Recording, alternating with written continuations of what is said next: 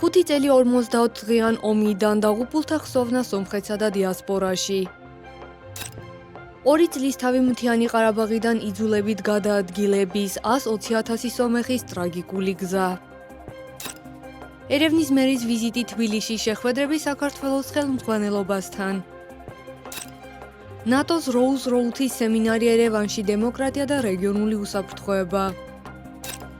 უსაფრთხოების საერთაშორისო ფორუმი ბაქოში, სომხეთის უსაფრთხოების სამსახურის პირველი ვიზიტი აზერბაიჯანში.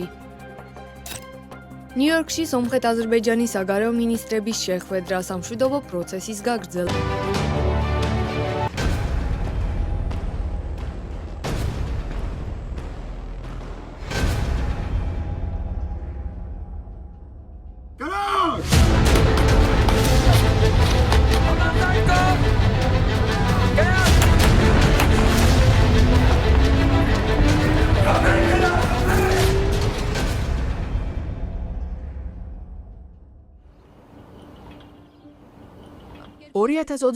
წლის 24 სექტემბერს Არცახიდან იძულებით გადაადგილდნენ მოსაზღვრებისა და ქალაქების მცხოვრებლები, რომლებმაც ძლივს გადაირჩინეს თავი და ვერ მოასწრეს რა ყველაზე აუცილებელი ნივთების წამოღებაც კი. თავშესაფარი იპოვეს სტეფანაკერტიდან 10 კილომეტრის დაშორებით მდებარე აეროპორტის ტერიტორიაზე, რუსი სამშვიდობოების ბაზაზე. იმ დღეს დაიწყო დიდი გადასახლება, რომელიც ოქტომბრის დასაწყისამდე გაგრძელდა.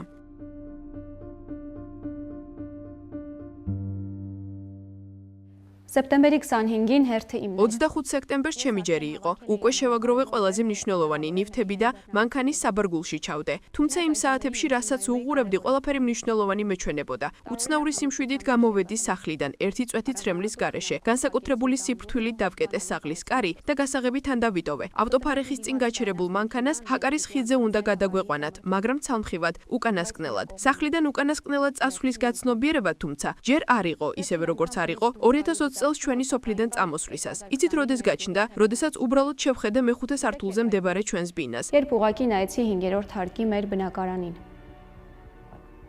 Դեռ Ստեփանակերտից դուրս չէինք ჯერ եկել. სტეფანაკერტიდან გასულები არ ვიყავით, რომ მანქანების უსასრულო კოლონის ნაწილი გავხდით. საათობით ვიდექით ერთ ადგილას. იყო მომენტები, სანტიმეტრებით მივიწევდით წინ. რიგის ერთადერთი დადებითი მხარე ის იყო, რომ ახანგრძლივებდა სახლში ყოფნის შეგრძნებას. ეს ჩემი ცხოვრების ყველაზე გრძელი გზა იყო და იმ დღეების ჯოჯოხეთური რეალობის გაგრძელება. ადამიანები იღუპებოდნენ გადასახლების გზაზე და ჩვენ იძულებულნი ვიყავით როგორმე მათთვის გზა გაგვეთავისუფლებინა. Մարդիկ մահանում էին գաղթի ճանապարհին. ჩვენ გვინდოდა წუთით ადრე მივსულიყავით აკარამდე, რომელიც ოდესღაც სიცოცხლის გზა იყო, ახლა კი ხსნის ხიდად გვეჩვენებოდა და არ გვინდოდა, რადგან არ ვიცოდით რა გველოდა იქ და რაც უარესია მის შემდეგ. ხმები დადიოდა, რომ აზერბაიჯანელები ძალიან ზედმიწევნით ამოწმებდნენ მანქანებს და შიგნით ჯვრის აღმოჩენის შემთხვევაშიც კი პრობლემები შეიძლებოდა შეექმნილიყო. ადამიანებმა დაიწყეს თანმიმდევრულად აკრძალული ნივთების განეიტრალება. მოვიხსენი, ჯვარი, დიდი ტკივილით. დავდა დიდი ქვის უკან და გავიფიქრე, იქნებ ერთ დღეს გამიმართლოს და მის წამოსაღებად დავბრუნდე. Դրեցի մի մեծ քարի հետևում. Մտածելով գուցե մի օր բախտս բերի ու գնամ հետևից.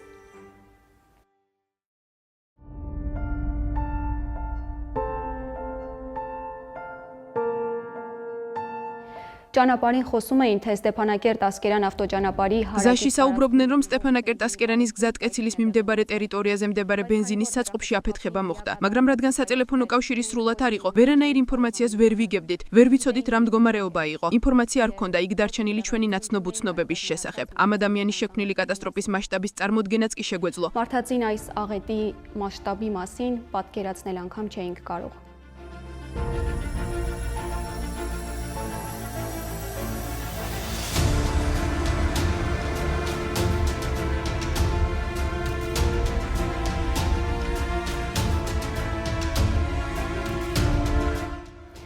ու սկսվեց Ստեփանակերտ շտապող და დაიწყო სტეფანაკერტისკენ მიმოვალი ვერთმფები და სასწრაფო დახმარების მანქანების სვლა. ყოველგამლელ მანქანასა და ვერთმფებთან ერთად ვიწყებდით ტრაგედიის მასშტაბის გაცნობიერებას.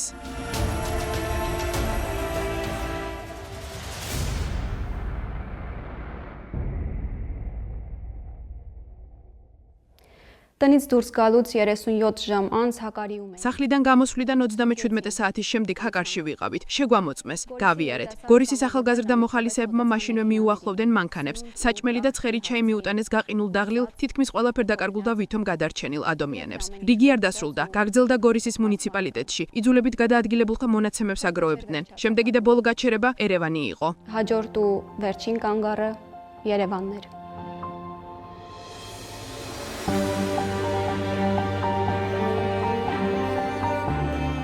Սեպտեմբերի 26-ին Արցախից Մայր Հայաստան 26 სექტემბერს არცახიდან დედა სომხეთში მომავალი მანქანების ნაკადი უფრო დიდი იყო. საღამოს მონაცემებით არცახის რესპუბლიკის ტერიტორია იძულებით 28000-მდე ადამიანმა დატოვა. სირთულეები აუტანელი იყო, ადამიანები დღეებით გადიოდნენ სულ რაღაც 2 საათიან გზას, იძინებდნენ მანქანებში. გადასახლება ოქტომბრის დასაწყისამდე გაგრძელდა. საგამოძიებო კომიტეტის თანახმად მხოლოდ გადასახლების გზაზე 36 ადამიანი გარდაიცვალა. არცახის რესპუბლიკიდან იძულებით გადაასახლეს და ეთნიკური წმენდა ჩაუტარეს 100,000-მდე ადამიანს. პარლამენტო ასამბლეაში სომხეთის საპარლამენტო დელეგაციის ხელმძღვანელმა ანდრანიკ ქოჩარიანმა ხაზგასმით აღნიშნა, რომ ამ დოკუმენტით სამხრეთ კავკასიის ისტორიაში ახალი ფურცელი გაიხსნა. დაფიქსირდა სომხეთსა და აზერბაიჯანს შორის მშვიდობისა და სახელმწიფოთა შორისი ურთიერთობების დამყარების პრინციპები. Հայաստանի եւ Ադրբեջանի միջև խաղաղության სომხეთსა და აზერბაიჯანს შორის მშვიდობის დამყარების პროცესი არა მხოლოდ ეროვნული, რეგიონული, არამედ გლობალური უსაფრთხოების ერთ-ერთი პრიორიტეტია. ჩვენ გვჯერა, რომ შესაძლებელია სუვერენიტეტის, ტერიტორიული მთლიანობის, საზღვრების ურღვევობის, იურისდიქციისა და ორმხრივობის პრინციპებზე დაფუძნებული მდგრადი მშვიდობის მიღწევა. სომხეთის კონსტიტუციის ცვლილების შესახებ აზერბაიჯანის მოთხოვნებზე დასმული კითხვის საპასუხოდ ანდრანიკ ქოჩარიანმა თქვა, რომ ამ პლატფორმაზე ასეთი საკითხი არ განიხილება. ასამბლეას ასევე ესწრებიან თურქი და აზერბაიჯანელი ოფიციალური პირები. აზერბაიჯანის დელეგატმა განაცხადა, რომ მათი მხრიდან არანაირი ტერიტორიული მოთხოვნა არ არსებობს, თუმცა სომხეთს თავის დამოუკიდებლობის დეკლარაციაში აქვს ტერიტორიული მოთხოვნები და ეს არის სამშვიდობო ხელშეკრულების არ მოწერის ერთადერთი დაბრკოლება. შეთითქმული ტერმინის დასავლით აზერბაიჯანის შესახებ მურადოვმა თქვა, რომ საუბარი უფრო კულტურულ მემკვიდრეობას ეხება. რა თქმა უნდა, ის რომ არცახში სომხებს ჰქონდათ კულტურული და არა მხოლოდ მემკვიდრეობა, ბაქოს წარმომადგენელს არ უხსენებია. ბაქოსთვის მნიშვნელოვანია, რომ ეს მოთხოვნები გაუქმდეს. მხოლოდ ეს ქმნის პოტენციურ სამართლებრივ საფუძვლებს, რაც ამ მომენტში დაბრკოლებაა სამშვიდობო შეთანხმების ხელმოწერისთვის. თურქეთის, სომხეთი, აზერბაიჯანი მეზობლები არიან და ურთიერთობების ნორმალიზების ახალ ფურცელს შლიან. ეს კი თურქეთის დელეგაციის წარმომადგენლის განცხადება. ჩვენ მივესალმებით სომხეთსა და აზერბაიჯანს შორის სამშვიდობო შეთანხმების პროცესის უწყვეტობას. ჩვენ ყველანი ვისარგებლებთ მშვიდობით, რადგან ეს მნიშვნელოვანია არა მხოლოდ ორი ქვეყნისთვის, არამედ მთელი სამხრეთ კავკასიისთვისაც, რადგან თუ მშვიდობა დამყარდება ქვეყნებს შორის, ის მთელ მსოფლიოში გავრცელდება. სხვათა შორის ფატმა აქსალმა ტრამპის გზის ნაცვლად ზანგეზურის დერეფნის გამოთქმაზე საუბრისას აღნიშნა, რომ ეს აზერბაიჯანისა და თურქეთის მხრიდან ტერიტორიულ მოთხოვნას არ გულისხმობს. სემინარის დროს სომხეთის თავდაცვის მინისტრმა სურემ პაპიკიანმა ხაზი გაუსვა, რომ თავდაცვის უწყება მუდმივად იღებს სპეციალიზებულ საკონსულტაციო დახმარებას საფრანგეთიდან და აშშ-დან, რიგ მიმართულებებში კოორდინირებულ დახმარებას ასევე საბერძნეთიც უწევს. ამ ეტაპზე ამ მიმართულების უპირველესი ძალისხმევა კონცენტრირებულია ახალი მოდელითა და სტანდარტებით სტრატეგიული დოკუმენტების შემუშავებაზე, შეიარაღებული ძალების სტრუქტურისა და მართვის სისტემის მოდერნიზებაზე, საგანმანათლებლო და სასწავლო შესაძლებლობების განვითარებასა და სხვა მიმართულებებზე. კითხვაზე, ქონდა თუ არა სომხეთის ეროვნული უსაფრთხოების სამსახურის დირექტორს ბაქოში შეხვედრა და განხილვა სომეხი ტყვეების დაბრუნების შესახებ, უსაფრთხოების საბჭოს მდივანმა არმენ გრიგორიანმა განაცხადა, რომ საჭიროების შემთხვევაში ეროვნული უსაფრთხოების სამსახური შესაბამის ინფორმაცია სამოქალაქო ხელშეკრულების ყრილობაზე მიღებული დეკლარაცია სახელმწიფოებრიობის ახალი ეტაპის დაწყებას აანონსებს. დეკლარაციის საფუძველი დოკუმენტის თანახმად რეალური სომხეთის იდეოლოგია, აზერბაიჯანთან მშვიდობის დამყარება და სომხეთის ტერიტორიის მკაფიო განსაზღვრაა. 39743 კვადრატული კილომეტრი. საგზაო რუკა ითვალისწინებს 2026 წლის არჩევნებში საკონსტიტუციო უმრავლესობის მიღწევას, რის შემდეგაც რეფერენდუმის გზით ახალი კონსტიტუცია უნდა იქნას მიღებული. ჩვენ მკაფიოდ უნდა დავაფიქსიროთ, რომ დღეს და არასდროს სომხეთის არმიას თავისი საერთაშორისოდ აღიარებული ტერიტორიის ფარგლებს გარეთ არანაირი ამოცანა არ აქვს და არც ექნება. ჩვენ ვეყრდნობით ალმა-ათის დეკლარაციით დადასტურებული ჩვენი საზღვრების ურღვევობის ლოგიკას. ვაფიქსირებთ რა, რომ ეს საზღვრები ხელშეუხებელია როგორც გარედან, ისე შიგნიდან. თუმცა კრიტიკოსები ამტკიცებენ, რომ სწორად ამ იდეოლოგიის სამართლებრივ საფუძველს ალმა-ათის დეკლარაციას ხელისუფლება არასწორად განმარტავს. ყველა მითითება ალმა-ათის დეკლარაციაზე სრული სიცრუეა. სიცრუეა, манипуляციაც კი არ არის, ეს სიცრუეა. ალმა-ათის დეკლარაცია არ შეიცავს არც ერთ ისეთ აზრს, რომელსაც მუდმივად იმეორებს ამჟამინდელი ხელისუფლება და მისი ასე ვთქვათ ლიდერი. სომხეთის ისტორიის განმავლობაში სამივე რესპუბლიკა ისტორიული გარდატეხების, რუსეთის იმპერიის ან CSRK-ს დაშლის შედეგად ჩამოყალიბდა. მიზნად ისახავდა რა დამოუკიდებელი დემოკრატიული და სუვერენული სახელმწიფოებრიობის აღდგენას. კრიტიკოსების დაკვირვებით მეოთხე რესპუბლიკის იდეა ახალი არ არის. ეს საკითხი 2018 წლიდან გაცილებით მარტივად, გაცილებით მკაცრად და უხეშად დაისვა და ამ კუთხით ის, რასაც ჩვენ დღეს ვკითხულობთ, ეს არის ასე ვთქვათ იმ სიტუაციის დასკვნითი ეტაპი, რომელზეც ხალხში ამბობდნენ, რომ ისინი ყოველგვარი პროგრამის გარეშე მოვიდნენ. ამ იდეის ავტორო უფლება ყოველ შემთხვევაში ღიად გამოხატული ეკუთვნის რესპუბლიკის წინა პრეზიდენტს არმენ სარქისიანს. და გავიხსენოთ თუ როდის გაჩნდა ეს იდეა, უშუალოდ 44 დღიანი ომის შემდეგ და ის აფიქსირებდა შემდეგს, რომ ჩვენ დავმარცხდით და უნდა დავიწყოთ რაღაც ახალი ფურცლიდან. და იდეა იყო ყველაფრის განულება, იმის თქმა, რომ ჩვენი განვლილი გზა, ეს სამივე რესპუბლიკა ფაქტობრივად შედეგამდე არ მიგვიყვანა და ახალი ფურცლიდან უნდა დავიწყოთ. ფრაქცია სამოქალაქო ხელშეკრულების მდივანი არტურ ჰოვანისიანი აღნიშნავს, რომ პარტიის დეკლარაციაში მკაფიოდ არის ასახული ის პრინციპები, რომლებითაც ისინი ყოველთვის ხელმძღვანელობდნენ. ამ დოკუმენტში ასევე გადმოცემულია ბოლო პერიოდში მომხდარი მოვლენებიდან გამომდინარე იდეოლოგიური ცვლილებები. ახ ექსკლუზიურად სომხეთის რესპუბლიკის ხალხის ხელისუფლებაა. სომხეთის რესპუბლიკის ტერიტორიული მთლიანობაა, დემოკრატია და რა თქმა უნდა მშვიდობა, რომელიც ჩვენ ჩამოვაყალიბეთ როგორც მომავალი სტრატეგიული ამოცანების ბაზა, საფუძველი, რის გარშემოც უნდა ავაგოთ ჩვენი სამომავლო ქმედებები. ხელისუფლების მიერ წარმოდგენილ ამ საყრდნებს, კერძოდ მშვიდობის თეზის, ოპონენტები არა მხოლოდ სიახლის არ მქონედ, არამედ ლოგიკას მოკლებულად მიიჩნევენ. ლარისა ალავერდიანის თქმით, მეოთხე რესპუბლიკის მთელი კონცეფცია და მის საფუძველში ჩადებული სამშვიდობო შეთანხმების იდეა არასწორ ჭინაპირობაზეა აგებული. და შემთხვევითი არ არის, რომ ჩვენ გვყავს ძალიან წარუმატებელი პოლიტიკოსები, რომლებიც ცდილობენ თავიანთი წარუმატებლობები წარმოაჩინონ როგორც ახალი სიტყვა. ეს არის ყოფილი პრეზიდენტი არმენ სარქისიანი და დღევანდელი პრემიერ-მინისტრი, რომელმაც კატასტროფული ომისა და დიპლომატიური, სამხედრო და პოლიტიკური თვალსაზრისით საერთაშორისო ასპარეზზე მხოლოდ წარუმატებლობები დააფიქსირა და ამ წარუმატებლობებს ის ცდილობს წარმოაჩინოს როგორც გამარჯვება. და ეს ნიშნავს, სიცრუეზე აგებული ეს დეკლარაცია მთლიანად მიმართულია ვიმეორებ, არა რაღაც რესპუბლიკის ჩამოყალიბებისკენ, არამედ მესამე რესპუბლიკის არსებობის სრულად შეწყვეტის ბოლო წერტილის დასმისკენ, ბოლო ასე ვთქვათ დაარტყმის მიყენებისკენ. არანაირ პასუხისმგებლობას საკუთარ თავზე არ იღებენ, არამედ მთლიანად ასე ვთქვათ ხალხზე აკისრებენ. მეოთხე რესპუბლიკის იდეა ოპოზიციურ ინტელექტუალურ წრეებშიც ვრცელდება, თუმცა სრულიად სხვა შინაარსით. ჯერ კიდევ 2024 წლის დეკემბერში ისტორიკოსი ჰაიგ დემოიანი გამოვიდა პროექტით საერთო ეროვნული დეკლარაცია 2025, სადაც ასევე ცხადდებოდა მეოთხე რესპუბლიკა, თუმცა მესამის სრული კრახის დაფიქსირებით. 1991-2024 წლების განმავლობაში სომხეთის რესპუბლიკაში სახელმწიფო შემოქმედებითი პროცესი სრულად ჩავარდა. წარმოჩვა რა სერიოზული ეგზისტენციალური პრობლემები და ახალი საფრთხეები სრულიად სომხობის სამშობლოს ამ ნაწილში შემდგომი ცხოველქმედებისა და განვითარებისთვის. სომხეთის მესამე რესპუბლიკა უკვე ცხადდება წარსულის დროის პერიოდად. მესამე რესპუბლიკა უკვე წარსულია. ამის თანახმად ჩვენ სომხეთის რესპუბლიკის მოქალაქეები ვაცხადებთ სომხეთის მეოთხე რესპუბლიკას. განვიხილავთ რა მას მესამე რესპუბლიკის სამართალმემკვიდრედ. სამოქალაქო ხელშეკრულების დეკლარაციის მიზანი, როგორც მართველი პარტიის წარმომადგენლები განმარტავენ, წინა 30-იან წლების გაურკვევლობის ბოლოს მოღება და განვითარების მკაფიო საგზაო რუკის განსაზღვრაა.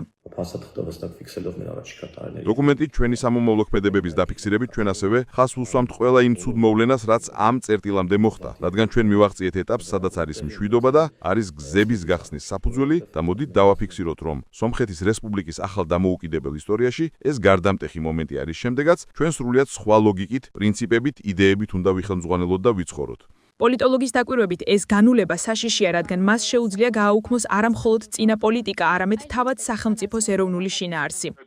და ეს იდეა შექმნა ყველაფრის განულება. ფაქტობრივად გაანულებს თავად სომხეთის რესპუბლიკას. გადააქციოს სომხეთის რესპუბლიკა დასავლეთ აზერბაიჯანად, ანუ გათავისუფლდეს ნებისმიერი ეროვნული საფუძველისგან, გახდეს მხოლოდ ტერიტორია. მეოთხე რესპუბლიკის იდეა არაერთგვაროვნად აღიქმება. ერთი მხრივ ის წარმოდგენილია როგორც ახალი პოლიტიკური და სახელმწიფოებრივი აზროვნების დასაწყისი. მეორე მხრივ როგორც ისტორიული მემკვიდრეობიდან უარის თქმის მცდელობა. შესაბამისად, ეს არის არა იმდენად მომავლის ხედვების, რამდენადაც მესამე რესპუბლიკის შეფასების გარშემო არსებული ურთიერთსაპირისპირო მიდგომების შეჯახება. გაეროს ნიუ-იორკის ოფისის სომხეთ-აზერბაიჯანის სამშვიდობო მოლაპარაკებების მორიგ პლატფორმად იქცა. გენერალური ასამბლეის 82 სესიის ფარგლებში სომხეთის საგარეო საქმეთა მინისტრი არარატ მირზოიანი თავის აზერბაიჯანელ კოლეგას ჯეიჰუნ ბაირამოვს შეხვდა. მხარეებმა ვაშინგტონის სამიტზე დაწყებული დისკუსიები გააგრძელეს და დიალოგის გაგრძელებაზე შეთანხმდნენ. პირდაპირ დიალოგის პარალელურად პროცესში აქტიურად იყვნენ ჩართულნი საერთაშორისო პარტნიორებიც. ორივე მინისტრი აშშ-ს სახელმწიფო მდივნის მარკო რუბიოს მიერ ორგანიზებულ ტრანსატლანტიკურ ვახშამს დაესწრო, რაც პროცესში ვაშინგტონის უწყვეტ ჩართულობაზე მიუთითებს. აზერბაიჯანთან სამშვიდობო დღესწესრიგის გარდა მინისტრ მირზოიანის სამუშაო გრაფიკი ევროპელ პარტნიორებთან კავშირების გამყარებაზე იყო ორიენტირებული. ის შეხვდა საფრანგეთის საგარეო საქმეთა მინისტრს ჟან ნოელ ბაროს და განიხილა სომხეთის საფრანგეთის სტრატეგიული პარტნიორობისა და სომხეთ-ევროკავშირის თანამშრომლობის საკითხები. კონფლიქტის ჰუმანიტარული შედეგები კვლავ დღესწესრიგში რჩება. ამ კონტექსტში მინისტრი მირზოიანი წითელი ჯვრის საერთაშორისო კომიტეტის პრეზიდენტს მირიანა სპოლიარიჩ ეგერს შეხვდა. მთავარი თემა აზერბაიჯანში დაკავებული სომეხი სამხედრო ტყვეებისა და სამოქალაქო პირების გათავისუფლება და ბაქოში წითელი ჯვრის ოფისის დახურვის პირობებში მათი მონახულების ორგანიზება იყო. გარდა ამისა მირზოიანმა არაერთი შეხვედრა გამართა ავსტრიის, ომანის, შვეიცარიისა და სხვა ქვეყნების კოლეგებთან და ხელი მოაწერა შეთანხმებას მონგოლებთან სავიზო რეჟიმის გამარტივების შესახებ. საერთაშორისო ურთიერთობების ექსპერტების შეფასებით, ნიუ-იორკში გამართული შეხვედრები აქტიური და მრავალვექტორული საჯარო პოლიტიკის სურათს ქმნის. თუმცა კრიტიკოსების აზრით, ოფიციალურ განცხადებებში გამოყენებული ზოგადი ფრაზები, როგორიცაა მოსაძლებები გაცვალეს, შესაძლოა კონკრეტული შეთანხმებების არარსებობას ნიღბავდეს. საბოლოო ჯამში მირზოიანის შეხვედრების რეალური წარმატება იმაზე იქნება დამოკიდებული, გადაიქცევა თუ არა მიღწეული შეთანხმებები რეალურ, ხელშესახებ მხარდაჭერად, რაზეც ოფიციალური განცხადებები ჯერჯერობით დუმილს ინარჩუნებენ. თურქეთის პრეზიდენტმა გაეროს გენერალურ ასამბლეაზე სომხეთ-თურქეთის ურთიერთობების ნორმალიზებაზე ისაუბრა. ერდოღანის თქმით, ანკარასა და ერევანს შორის ნორმალიზაციის პროცესი გრძელდება, რაც სავარაუდოდ საზღვის გახსნასაც გულისხმობს. სომხეთის ეკონომიკის მინისტრი გეორგ პაპოიანი დარწმუნებულია, რომ საზღვრის გახსნა ქვეყნის ეკონომიკისთვის მომგებიანი იქნება. მისი თქმით, სამეცნიერო სტატიებით დაამტკიცებენ, რომ ეს პროცესი მისივე სიტყვებით ეკონომიკური ფილტვების გახსნაა. პაპოიანმა ორი ინდექსი მოიყვანა: მსგავსებისა და ურთიერთშევსების. პირველი ინდექსით სომხეთის, თურქეთისა და აზერბაიჯანის მსგავსების ინდექსი 0.25-ია. ეს ნიშნავს, რომ რასაც თურქეთი და აზერბაიჯანი გაიტანენ ექსპორტზე და რასაც სომხეთი გაიტანს, ერთმანეთს არ გავს. შესაბამისად, აქ პრობლემა არ გვაქვს, რადგან ჩვენ სხვა, ძირითადად სხვა პროდუქცია გვაქვს. მინისტრის თქმით, ურთიერთშევსების ინდექსი 0.5-ია, რაც ნიშნავს, რომ რასაც სომხეთი შემოიტანს, თურქეთი აწარმოებს და რასაც სომხეთი გაიტანს, თურქეთი შემოიტანს. თუმცა ოპოზიცია საპირისპიროს ამტკიცებს და აცხადებს, რომ საზღვის გახსნა ლოგისტიკურ პრობლემებს არ მოაგვარებს. ეკონომიკა კი ზრდის ნაცვლად ვარდნას განიცდის.